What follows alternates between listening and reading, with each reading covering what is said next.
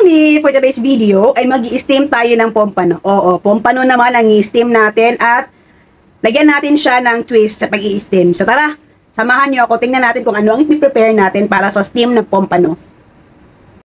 So ayan, ito yung mga kailangan natin. Syempre yung isda na pompano, nilagyan ko na siya ng white wine para matanggal yung amoy. Pero later, nilagyan ko pa din siya ng ginger juice. Didikdikin ko yan, tapos bubuhos ko dito yung juice niya para double talaga yung pangtanggal natin ng langsa ng isda. Tapos meron na dito, actually pre-pack na to, binili ko lang siya, meron na ito, kasama na yan lahat, except dito kasi ako ang gumawa niyan para mapanglagay ko dyan sa pompano para mawala yung ano niya langsa. Ayan pala yan, yung black bean na may garlic na yan siya. Tapos ito, yung shredded na ginger, tapos itong mix na onion green onion, tapos may bell pepper. So sige, i-prepare na natin para makita nyo kung anong hitsura niya.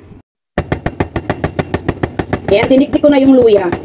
Tapos, ang gagawin lang natin ay ipigain natin. Tapos yung juice niya ay ilagay natin sa ano ng pompa niya. Ganyan. Tapos, hindi pa ako na-satisfied. Dikdikan pa natin ulit.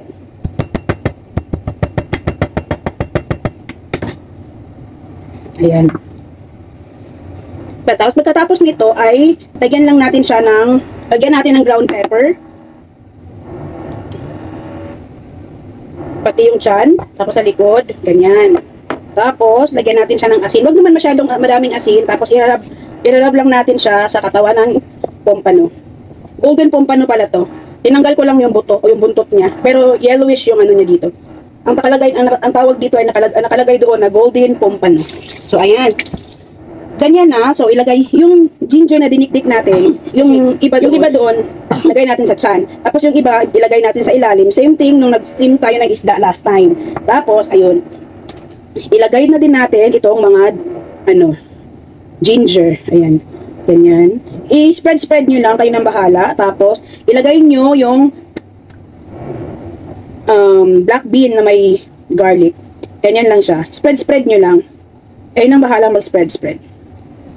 Yan. May lasa na kasi to. Pre-pack kasi to. May lasa na yung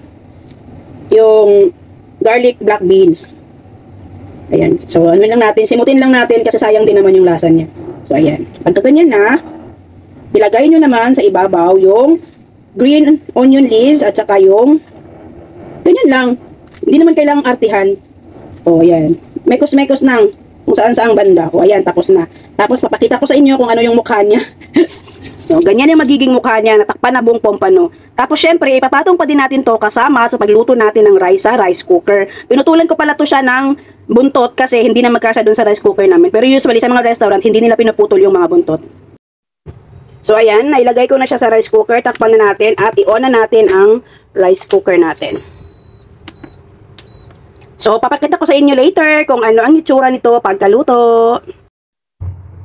Ayan na yung luto nating steam pompano with black beans and garlic. Ayan. Pwede nyo po yan siyang lagyan. Optional lang to ha. Pwede nyo lagyan yan siya ng mainit na mantika. It's either olive oil or normal oil. Painitin nyo lang, then ibuhos nyo sa ibabaw. So, ayan. Sana may natutunan kayo for today's video at palike na lang po. Thank you for watching. Bye!